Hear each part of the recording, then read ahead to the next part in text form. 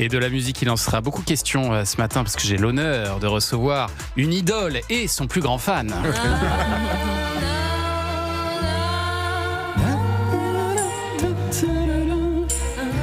Bonjour Sylvie Vartan. Bonjour. Et bonjour Roland Pérez. Salut Thomas, salut à toute l'équipe que j'adore.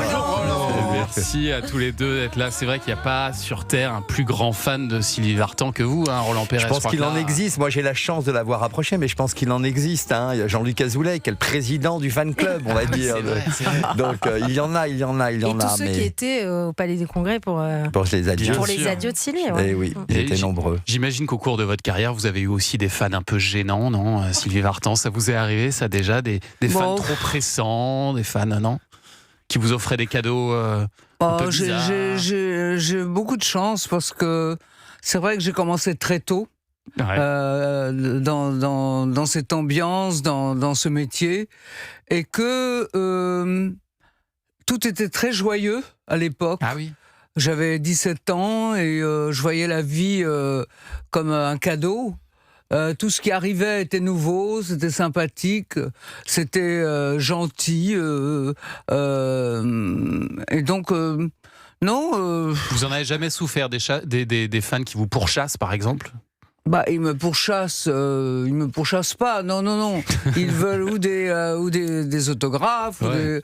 Non, ils sont gentils. Moi, je me mets à leur place et je me dis que j'essaie de d'être le plus disponible possible, mais par moment, comme là. Il y avait du monde en bas, mais on dit on est en retard, il faut être à l'heure. Ah oui, il y avait des selfies en bas, bien sûr. Et alors, vous avez trouvé un nouveau moyen de travailler ensemble, tous les deux. Une masterclass signée Sylvie Vartan, animée par Roland Pérez. Ce sera le 12 mai au Palais des Congrès de Paris. Une soirée assez unique, avec des archives inédites, Sylvie Vartan, et des questions de Roland Pérez que vous allez découvrir en direct sur scène, c'est ça, Roland ? Exactement, elle ne connaît absolument pas les questions, Sylvie. Elle va se livrer à cet exercice face justement à ces fans qui vont pouvoir eux-mêmes poser des questions. C'est tout l'intérêt de cette masterclass. Elle va pas se déguiser en professeur ou en enseignante, mais elle va raconter sa vie comme elle ne l'a jamais racontée. Par elle-même, ce ne sont plus que des images, ce ne sont pas que des articles de presse, ce ne sont pas que des documentaires. C'est Sylvie qui va nous livrer sa vérité. Et c'est pour ça que c'est un moment important, après ces adieux flamboyants qu'elle a fait. C'est un moment important de se retrouver avec son public qui n'arrive pas à couper le lien avec Sylvie. Mais alors vous, non, Sylvie, moi non plus d'ailleurs. Vous qui avez l'habitude de contrôler tout sur scène, vos shows évidemment, ils sont millimétrés. On ne contrôle jamais tout. Mais là, c'est de la. Malgré le désir de le faire, on peut pas. Mais là, c'est en totale improvisation, là, du coup, ce que vous allez faire, cette masterclass. Mais oui, mais bon, moi, je peux répondre à ce que l'on me demande. Je n'ai pas de problème. Ouais. Et alors, vous qui connaissez par cœur Sylvie Vartan, Roland Pérez, vous avez prévu des questions qui appellent à des révélations aussi de Sylvie ? Je sais pas, j'espère que Sylvie va nous livrer plus que ce que l'on sait déjà. Il va y avoir des films. Il faut savoir que pour chaque gros moment de sa vie, que ce soit ses tout débuts, que ce soit son enfance en Bulgarie, que ce soit évidemment Johnny Sylvie, les Beatles, ensuite ses tournées internationales, les rencontres incroyables qu'elle a fait, 60 ans de vie avec des personnalités, des acteurs, des chanteurs, du monde des médias et des artistes.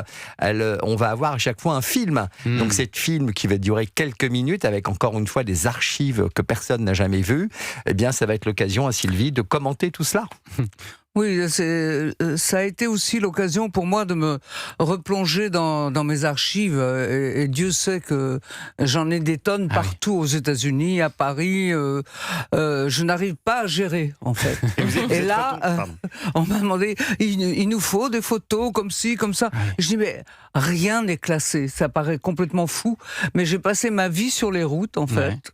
Et mon esprit était toujours occupé évidemment par mes proches, ma famille et mes amis proches, mais mon métier m'accaparait complètement et tout était, j'étais toujours en partant, je revenais, je partais dans une valise. J'ai fait je sais pas combien de chansons qui avaient tout à fait attrait à ma vie au fond, parce que ma vie inspirait les auteurs et donc j'ai des chansons qui se rapprochent rapporte à tous les moments de ma vie. Et c'était le moment de retrouver... Et d'abord des photos que j'avais complètement oubliées. Oui. Et donc je les ai ressorties, des photos d'enfance et des photos aussi sur la route et sur des différentes époques. Et ça m'a fait... Vous avez été très clair sur le fait que vous n'alliez pas chanter, en revanche, sur scène, Sylvie Vartan, mais il y aura quand même un orchestre qui sera là pour illustrer vos souvenirs. C'est un grand orchestre qui va ponctuer musicalement tous les moments et toutes les chansons que j'ai faites. Enfin, et vous allez faire l'orchestre philharmonique. Hein. Donc les chansons vont être réorchestrées avec une pointe un peu classique. Ouais. Et puis, je sais pas, peut-être qu'il y aura une surprise. Enfin, je sais pas. Moi, je dis ça. Je sais pas. Ça, c'est du bon teasing. C'est déjà une surprise pour moi. Peut-être qu'on va entendre ça. Qui sait.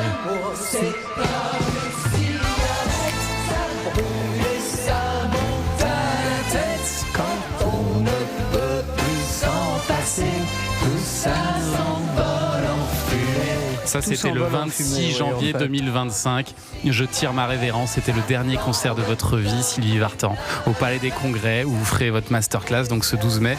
Comment vous avez vécu ce dernier concert après plus de 60 ans de scène comme ça partout dans le monde? Est-ce qu'il y avait plus de bonheur, de tristesse, peut-être de soulagement même, peut-être, je sais pas. En fait, c'est très curieux parce que je n'y ai pas cru. Ah oui. Quelque chose, parce que j'ai tellement fait de tournées, j'ai tellement chanté. En fait, j'ai l'impression de n'avoir jamais arrêté. Et quand j'étais très jeune, quand j'ai commencé, on disait, mais il y avait une chanson aussi qui disait j'ai assisté aux adieux de Sylvie Vartan. C'était complètement... Michel Delpech qui chantait. Oui, ah oui, c'est ça, Michel Delpech, oui.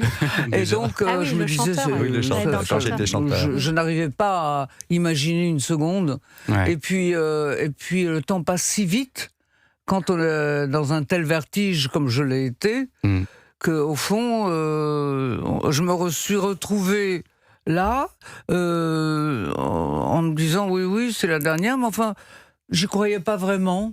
Je sais pas, ça m'a fait... C'était très curieux. Et vous, Roland, vous y avez cru? Parce qu'il y a toujours eu un renouveau. Ouais. J'y ai cru parce qu'on en a beaucoup parlé, parce que Sylvie, moi, dès que j'ai connu Sylvie, elle m'a dit, je ne ferai jamais mes adieux.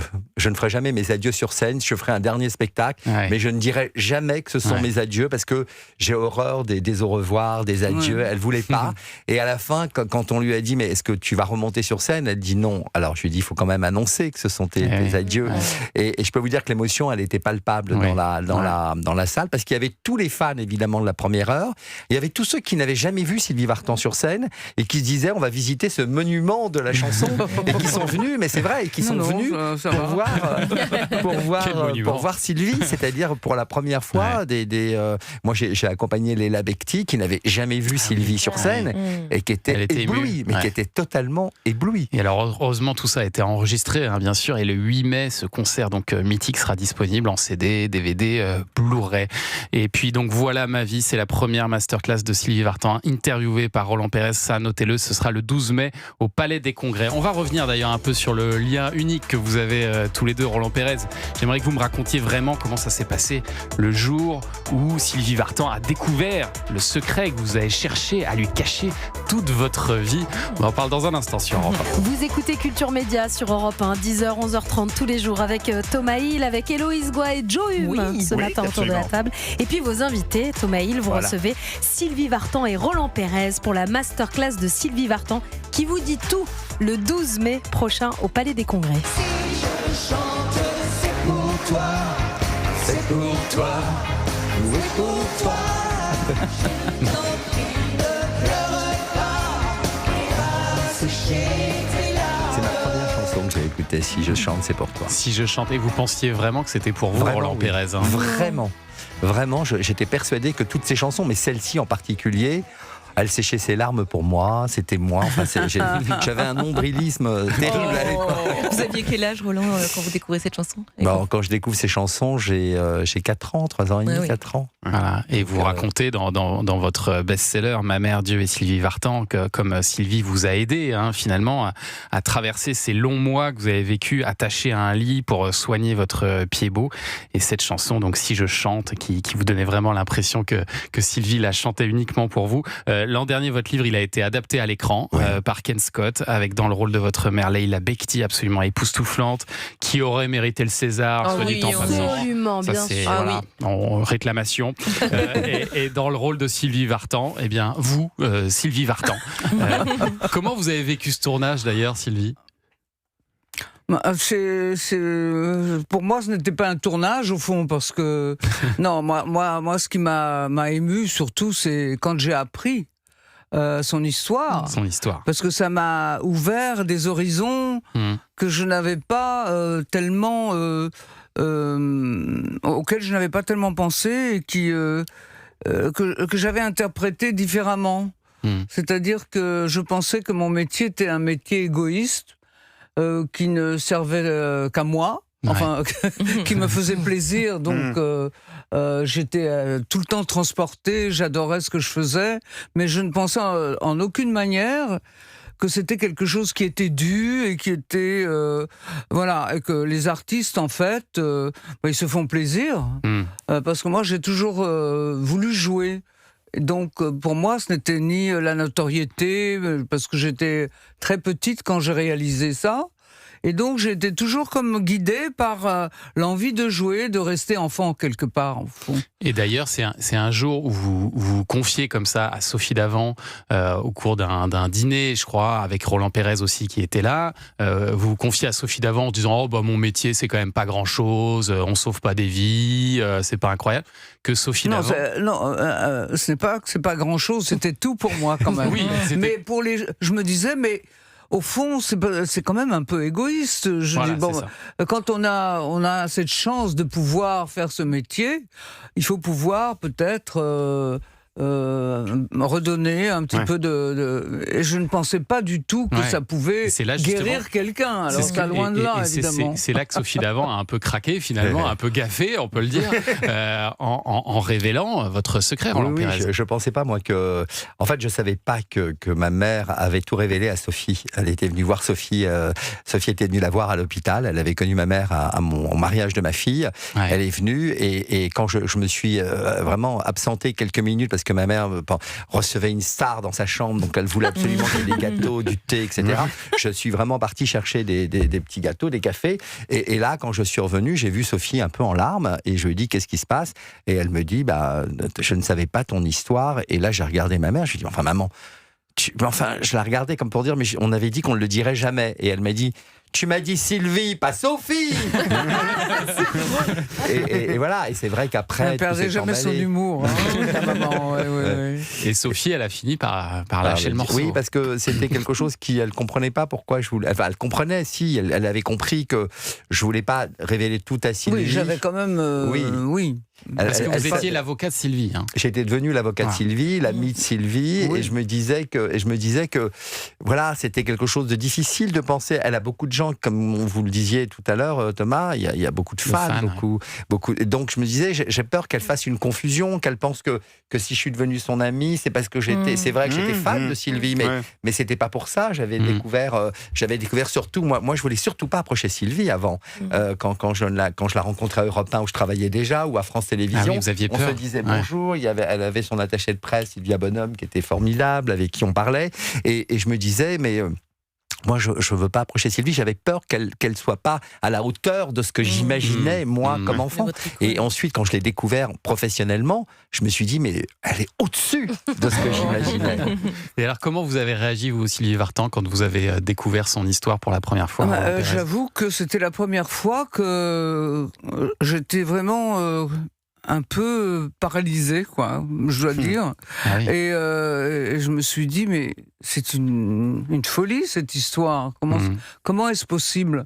Et puis ensuite, petit à petit, des lettres me sont revenues, que j'ai lues, mais auxquelles je me disais, oui, ce sont des gens qui m'aiment bien, c'est merveilleux. Mais c'est pour ça que je disais tout à l'heure, c'est difficile de couper un lien aussi long et aussi fort avec parce que au contraire des acteurs et des acteurs de cinéma, de théâtre, enfin le théâtre encore c'est assez proche de la chanson, mais les chanteurs ont vraiment ce lien particulier, qui est un lien physique et pratiquement organique avec les gens.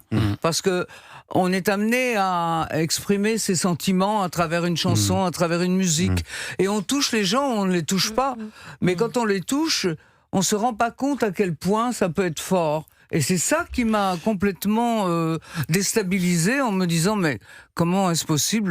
J'avais du mal à y croire.